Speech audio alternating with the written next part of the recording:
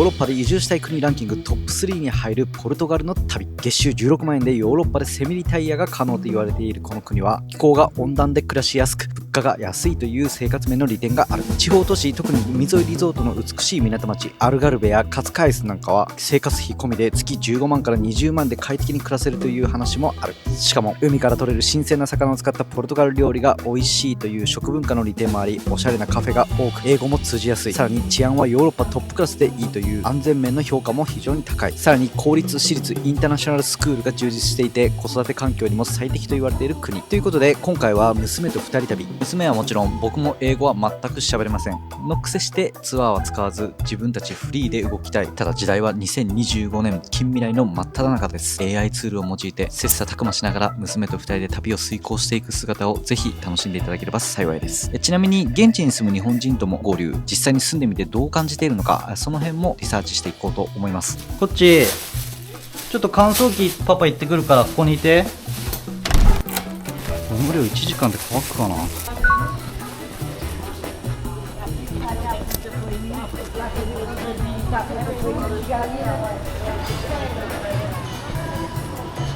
開いてればいいけど。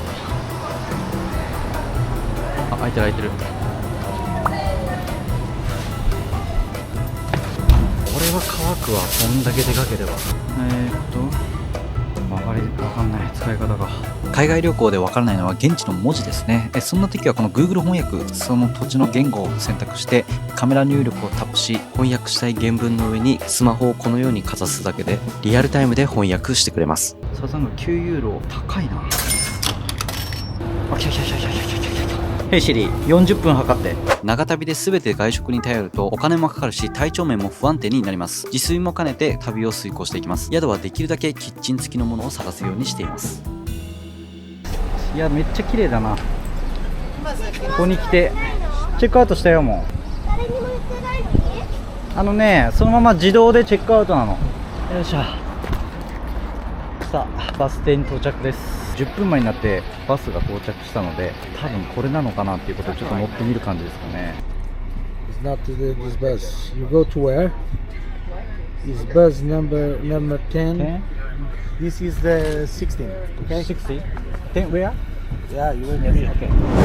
移動するとき、バスや列車を使うときは本当に難しく感じました。ポルトガル語で書かれているので、基本的にバスの掲示板など何が書かれているか全くわからない状況でした。最初はチャット GPT やググったりしながらいろいろ調べてたんですけども、タイムロス、あと手間がものすごくかかる。で、ストレスが溜まってきたんですね。なので、もう人に聞くっていうことを第一手段にすると、本当にスムーズに旅が進みました。海外で英語が通じない中、現地の方に話しかけるのってすごく勇気がいるんですけども、やってみるとこれがどんどん慣れてきて、聞くことが当たり前になっていく。そうすると、なんか一皮むけた感を感じて、自信が少し持てるようになりました。そこから一気に旅がすごく楽しくなっていったのを覚えてます。これは娘も多分実感していたと思います。はい、コインブラ到着。コインブラだよね、ここ。タクシーで行くか30分歩くか、どっちでもいいよ。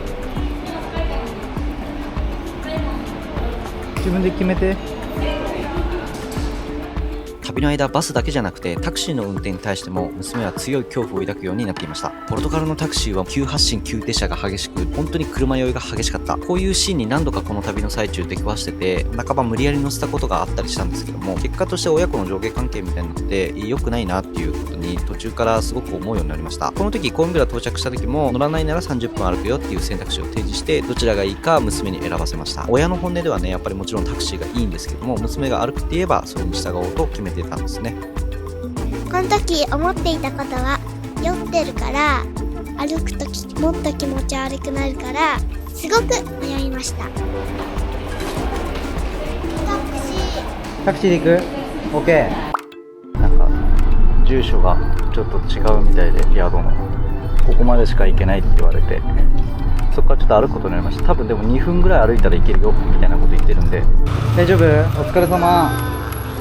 やっぱり乗りたくない。日本と全然違う。わかんないなぁ。こっち？いや、分かりづら。こと車危ないぞ、車危ないぞ。すげえ細い道をガンガン車行くもんね。怖いねこれ。一見治安悪そうなんですけどね、どうなんでしょうね。ちょっと暗い時間は歩かない方が良さそうな気がするな。すげえマニアックなとこ来たな。この辺なんだけどな。お疲れ様でした。お疲れ様でした言われちゃったの。ここかもしれない。あ、いた。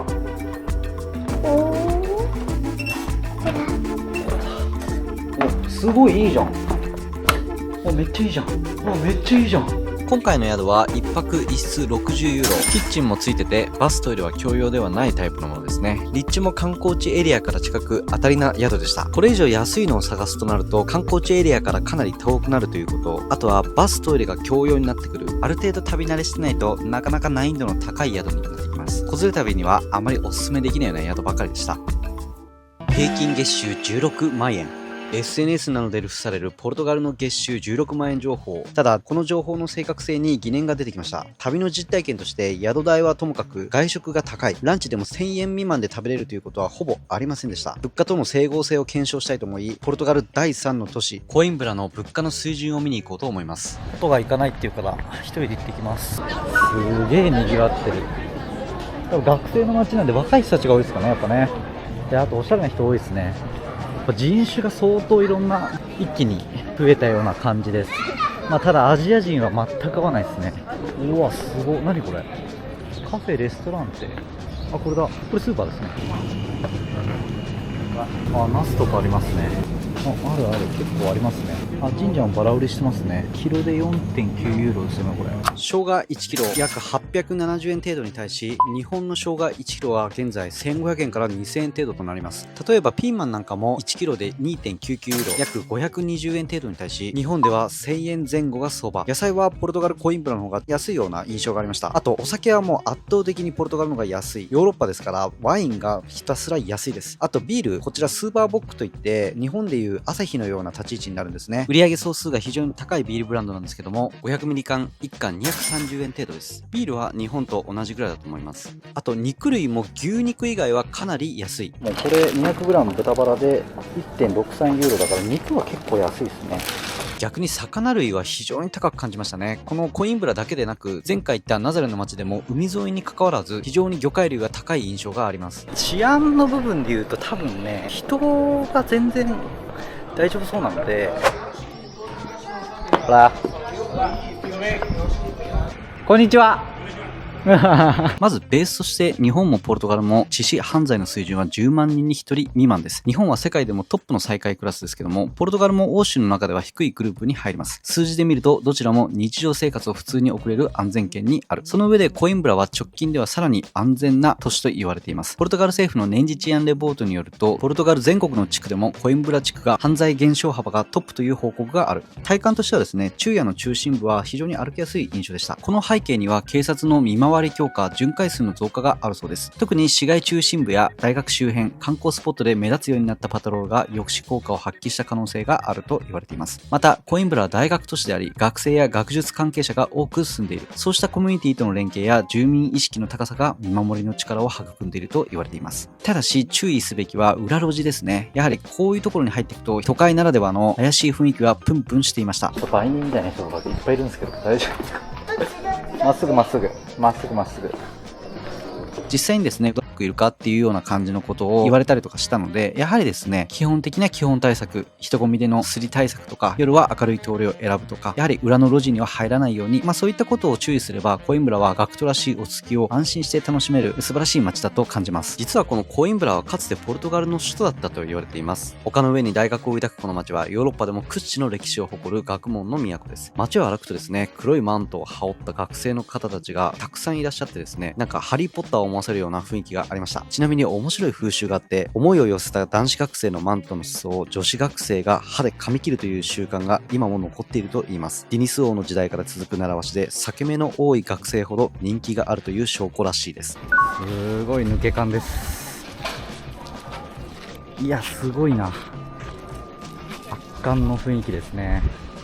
コインブラの中心となる1308年に置かれたこの大学は今でも細かな修復が行われ、数世紀にわたって美しい美観を保っています。特にこの回廊から見ることができる帽子の間が圧巻でした。現在もですね、この学位授与の儀式などに使われているこの帽子の間なんですけども、元は17世紀に作られた宮廷の広間で、壁にはポルトガル歴代の国王の肖像がかかっています。なんか娘とも話してたんですけども、やっぱりこの肖像画とかがですね、結構不気味な雰囲気がやっぱりどうしてもある。それは残酷な歴史そのものなのかなっていう風に思ってたんですけども、微笑まないのが常識だったそうなんですね。彫刻とか装飾にも独特の表現が見られるんですね。例えばこのように首のない像とか欠けた部分、戦争や時間の中で損傷したものもあるそうなんですけども、これにはですね、人間の儚さを象徴する意図的な表現もあったそうです。首や腕など大切な部分が失われている彫刻を見ると、人は自然とですね、人間の体は壊れやすく、命は永遠ではないと感じる。人は必ず衰えて最後には消えていくという現実を思い出させるため、つまり今を生きていることを大切にしなさいという訴えがあったそうなんですね。あと、こういう後頭部の長い像、古代から伝わる異形の姿への想像力や、宇宙人への考え方などがここで表現されたりとかですね、どう見てもちょっと不気味な動物と人間が重なった像は、悪徳や欲望を象徴して人間の内面と自然の力を偶意的に表現したものと言われています。つまり人間は賢く理性的でありたいんですけども、同時に欲望や暴力といった動物的な面を持っているということを表現したかったそうなんですね。絵画や彫刻に込められた奇妙で不思議なモチーフはですね、恐怖を狙ったものではなくて、信念と美学、そして歴史の重みが結晶した表現と言われています。あとグルメ情報を一つ、コインブラでもいくつかお店行ったんですけども、特に印象に残ったのがこちらのお店でした。たまたまこちらもですね、地元の方に聞いてたどり着いたお店だったんですけども、見た限りではもう観光客はゼロでした。もうほぼ地元民で埋め尽くされたお店でした。こちらの名物、この豚串ですね。これがめちゃめちゃ美味しかったですね。これうまっ。外パリッパリ。なんかふわふわ。中ふわふわ。何これ。焼き鳥で鶏ももの皮がパリパリので中がジューシーな感覚ありますよね。鶏ももの皮のパリパリ感が肉の周りを全て覆って、どこから食べてもパリッジュワの連続。これは本当に食べたことないような美味しさでした。お腹いっぱいだよね、ここ。15.1。激安。めちゃくちゃうまい。値段も良心的。やっぱり旅の醍醐味、美味しいローカルレストランは最高にテンションが上がります。ここで話を戻すと、コインブラに関しては物価の水準、そして外食もかなり美味しく、しかもかなりコスパよく食べれることが分かりました。光熱費、家賃などの相場が分かりませんけども、生活費としてはヨーロッパのポルトガルでもリーズナブルに抑えることができそうな感じはしました。突然ですが皆様、ここから3分半だけこの旅を支えてくれた相棒を紹介します。例えば先ほどのローカルレストランの情報も地元の方にたまたま聞けた情報。皆さんもきっと私生活や旅の中でこのような経験があると思います。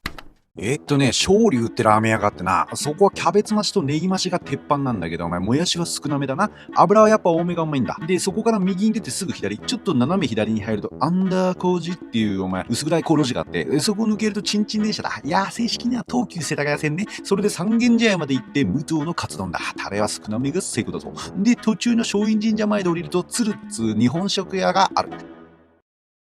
ネギ増し。旅で情報は命です。わずか 16.6g プラウドノートピン。今回プラウドさんからご提供いただきましたノートピン。これ次世代型の AI ボイスレコーダーで、たかがボイスレコーダーと思いきや有能な秘書レベルに進化するめちゃめちゃ使えるアイテムでした。おっちゃんの話が始まった瞬間にボタンをタップすると赤いランプが点灯します。これで録音がスタート。あとは余裕の面持ちでおっちゃんの話に相槌打っておけば OK です。月間300分まで無料で録音が可能で、おすすめする理由はこっからなんですね。実はこれ録音が終わった後、好きなタイミングでアプリを起動すれば勝手に転送されるシステムなんですね。つまり録音するときにアプリを起動する必要は全くありません。この情報今必要と思った瞬間にタイムラグなくワンタップで録音が開始されます。昇龍ってラーメン屋があって、そこはキャベツ増しとネギ増しが鉄板なんだけど、もやしは少なめだな。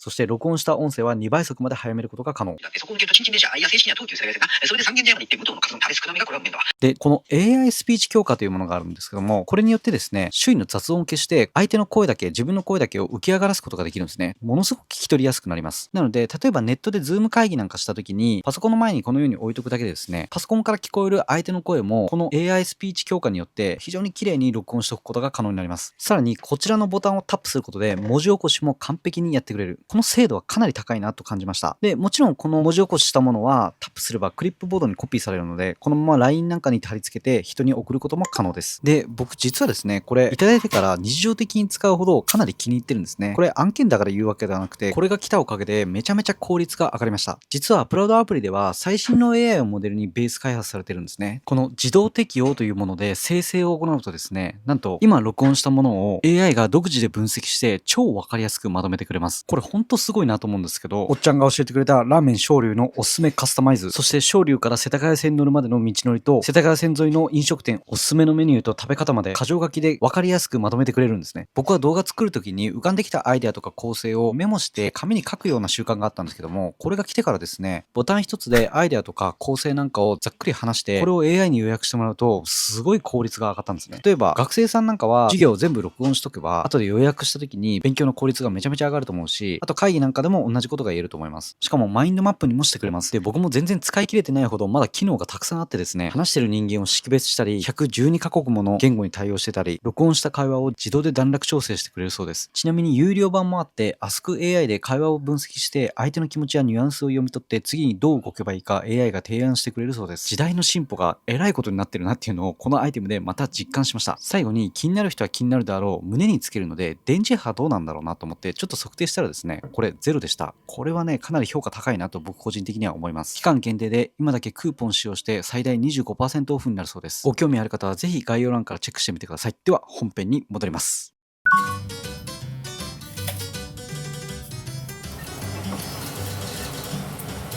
ニンニクの匂いしてきたね。できたね。せーの、ほい。おおできたすごいコトライス。パパ感動。いただきまーす。美味しそうです。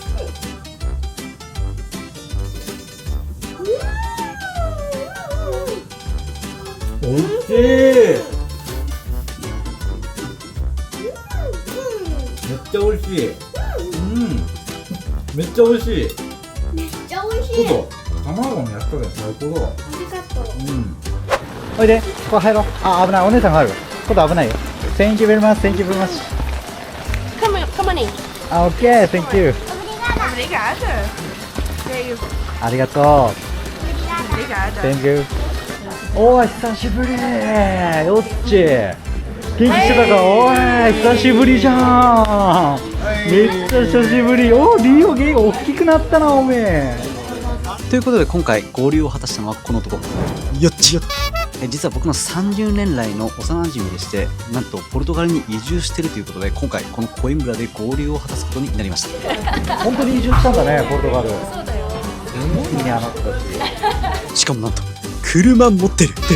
これにはバスやタクシーで参ってた娘も大喜びでした。彼らも今バケーション中らしく、なんなら少し一緒に旅しようよということでちょっとだけ便乗させていただくことになりました。はい。もうこんな楽なことないね。移住してどのぐらい4ヶ月。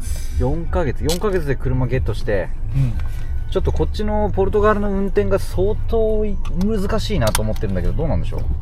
これなんだっけ、この名前、この円のやつ。ラウンドアバウト。ちょうど皆さん見てください。こう真ん中の車線走っていくんですね。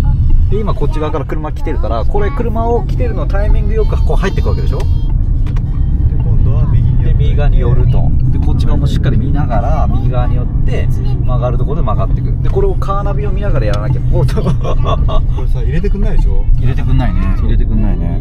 意外とこういうとこは優しくないんだね。人はすごい親切だけどね、なんか困ってたら絶対助けてくれるような印象があるけど、今のとこ。それはどうなの？ポルトガル人は。ポルトガル人はめちゃくちゃ優しい。困ってるとすぐ寄ってきてくれるような。でも車は譲らねえ。すごいとこ行きますよ、これ。グイグイ。で、今はまあすれ違いましたけど、基本的に警察がめっちゃ少ないよね。少ない。こっち飲酒運転とかどうなの？飲酒運転は2杯まで OK。え、本当に？じゃなくて2杯。本当に2杯ぐらい一緒って。それは暗黙的な感じなの？それはもう文化だから、お昼ワイン飲むし、2時間ぐらいお昼使うから、なるほど。まあ普通のことだから、でそれから当然仕事行くし、じゃあ普通にお酒飲んでみんな車を運転するんだ。普通にしてる。日本じゃありえないような光景がいっぱいありますよね。ゆるゆるね。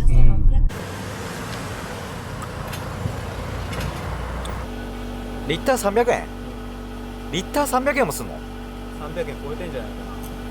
生活コストは日本の 1.5 倍ぐらい、もうガソリンと値段と一緒。物価も高い。37リッターで12000円。彼ら家族が住んでいるのはポルトガル首都リスボン。彼曰くポルトガルに入ってやはり物価の高さ、生活コストの高さを痛感していると言います。 SNS などで20万円程度で生活できるという話が流布されてましたけども、彼曰く全くそんなことはないということですね。現在不動産バブルでポルトガルの家賃は超高騰中らしいです。今回の旅最後リスボンに行くのでいろいろと見てみたいなと思います。ということで今回やってきましたポルトガル水の都アベイロ。さっきいたコインブラから車で約40分、ポルトガルのベネツィアと呼ばれるこの街は運河と色鮮やかな船が織りなす風景で有名です。かなり活気立ってます。ものすごいエネルギーを感じますね。結構いろんなお店が点在してて面白そうですよ。川をゆったりと進むモリセイロ船。両岸に並ぶ建物や橋の下を抜けるたびにまるで物語の中に迷い込んだような感覚になる。ものすごく美しいですね。綺麗なフットサルコートですね、これ。これめっちゃ綺麗だな。ここでサッカーできたら気持ちいいでしょうね、これ。観光地らしさもすごくあるんですけども、この暮らしのすぐ隣に水のある風景が広がっているアベイロは移住地としても非常に人気らしいです。いいね、こことどう？海風なんで気持ちいい雰囲気が出てます。これは最高ですね。そして独特なカラフルな縦模様の家並みが海岸沿いに並ぶコスタノバ。始まりはですね、漁の道具をしまうために建てられた倉庫小屋だったそうです。それがやがて今の姿、住居や別荘、様々な店舗に姿を変えたそうです。当初は素朴なただの板張りだったんですが、後にこのような色鮮やかな木造家屋に生まれ変わったそうです。この色はですね、何も飾りだけではなくて、海からでもですね、自分の家や場所が見分けやすくするために今でも受け継がれてきたと言われています。ここはね、すごい綺麗に整備されているような印象がありますね。トイレとかも、公衆トイレとかも意外とあるんですね。綺麗です、とても。アベイロもね、ちょっと想像を結構超えてきていい感じですね、僕は。うわ、すごい。鮮魚ですね。さすが漁師町、もうめちゃくちゃ活気ありますね、市場。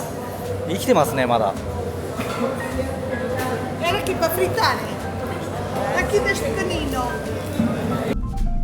ピングカーだらけですね。ここは無料の駐車場です。なるほど。じゃあここで車中泊してんのかな、もしかしたら。そしてアベイロはヨーロッパでも人気のカーキャンプスポット。街の中歩いてるとキャンピングカーだらけでした。すごいですね。見たことないキャンピングカーばっかですけど、やっぱこうフォルムとかこのデザインかっこいいですよね、やっぱね、海外版は。めちゃくちゃかっこいいな。いいですね。これトランスポートかな、かっこいいですね、これ。ね、後ろにチャリンコ積んで。ね、またちょっとやりたいですね、キャンピングカー生活は。ヨーロッパ中から集まる旅人たちが海辺の美しい場所で車中泊しながら家族やペットと幸せな時間を過ごしているのを見て、ヨーロッパキャンピングカー生活いつか実現したいなと感じました。Thank you very much. Oh, nice. いいね。いいね、いいね、いいね。では少しこの街のコスト面について触れていこうと思います。今回の宿はエアビーでですね、宿泊当日に抑えました。間取りは 2LDK でバスルームが2つついています。キッチン、洗濯機も全てついて2泊分で 29,844 円でした。つまり1家族約 15,000 円ということになります。1泊 7,000 円台という非常にコスパのいい宿だと思います。ただ当日まではもう少し高かったんですね。なのでやはりエアビーは当日の朝ディスカウントが効いて安くなることがたびたびあるなという印象でした。宿に関してはコインブラよりも若干安さを感じましたね。入りました。スーパーですね。野菜の鮮度はすごくいいよね。めちゃくちゃいい。野菜は超いい。なるほどね。自分で打つんだ。そういうことか。1.37ユーロ。200円ぐらい。そうだね。はい。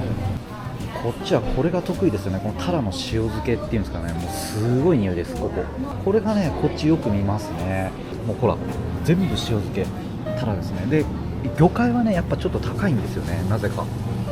でガツいな。これ何これ、うさぎ塩。これうさぎですって。皆さんこれこうすごいですね。そしてこれですよ、この相変わらずのワインの量半端じゃないです普通のスーパーですけどワインがすごいですね。この辺にちょっとウイスキー類があるぐらい、ウイスキー、ジンとかで、ワインが安いんでしょやっぱり。安い安い。でうまいよね、やっぱすごいうまい。で価格もやっぱり非常にリーズナブルになってます。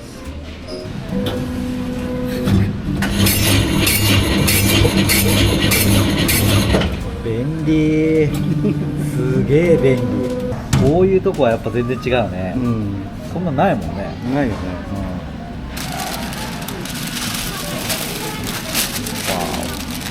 そして時刻は夜7時半。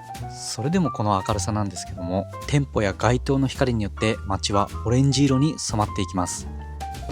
すごい賑わいだな。平日ですからね、まだねこれ。地元の人なのかな、なんか地元の飲み会みたいな雰囲気もあるんですけど。うわすごい賑わってんな。すごいですね。すごい人です。全くアジア人はいません。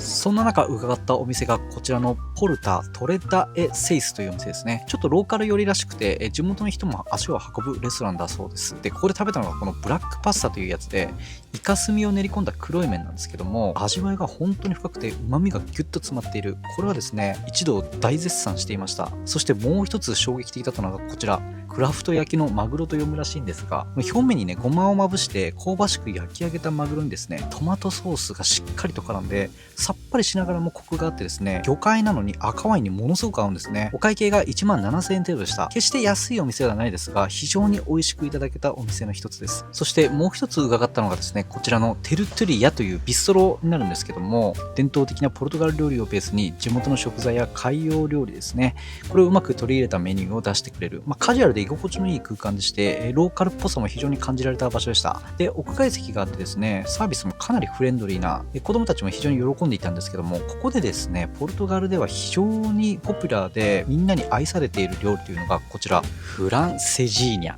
という名前らしいんですけども、実はこれパンにハム、ソーセージ、ステーキとかハンバーグを重ねてですね、上からチーズを全面にかけて熱々のトマトとビールベースのピリ辛ソースをたっぷり浴びせる。カロリーは軽く2000キロ級と言われるガッツリ飯ですね。冷えたビールもしくは赤ワインで食べるのがこっちの2の食べ方だそうです。ということでごちそうさまでした。いや美味しかった。でしかも安かったですね。75ユーロ。ポルトガルに来て結構安く感じる相場感なのかなと思います。で明日ポルトですね、新しい都市にまた移動していくという感じで、夜のアベイロ散歩してみようと思います。ことが体調崩しました。大丈夫？ちょっと朝から吐き気がするっていうことで、今ちょっと熱が上がってきてる感じで、今日ポルトの宿とかも取ってたんですけど、次回ポルトガル親子旅最終章ポルト、そして首都リスボンへ参ります。最後まで見ていただいたあなたに重大告知です。先日僕の公式 LINE 登録者が200名を突破しました。救急救命士が動画で情報発信して月間売上1000万円、公務員が動画で情報発信して累計売上2000万円を達成。いわゆる SNS コンテンツとは何なのか、自分にもできるのか、そのからくりと方法を近日 LINE 上でスペシャル動画としてアップしていきます。情報に振り回される僕たち、現代の会社寿命は平均7年ならば自分の力で自由に生きていく。でもやり方、方法が全くわからない。僕ももちろんそうでした。5年間で培った僕の経験と知識をこの LINE 上で様々な形でアップしていきます。そして今ご登録いただくと電子書籍リビングザバンライフ、自由を手にする完全ロードマップもプレゼント中。こちら完全無料でプレゼントしています。当時 SNS なんて全くわからない状態から今どこでも場所を選ばず仕事ができるようになった方法、ハッサーフォーミュラの具体的なやり方と成功例を書いています。受け取り方は下記の概要欄、こちらのリンクをクリックして LINE 登録してください。そして特典と2文字だけ送っていただければ電子書籍を読むためのリンクが送られます。今だけ完全無料。ぜひゲットしてみてください。さらにこの下のリンクからは現在無料相談も受付しています。今の自分が一体どうやって SNS を使っていけばいいのか、今のビジネスに動画をどういう風に使えばいいのか、そもそも動画を作り方を知りたいなどなど何でも OK です。ぜひ、無料相談使ってみてください。それではまた次回の動画でお会いしましょう。小宮山でした。ありがとうございました。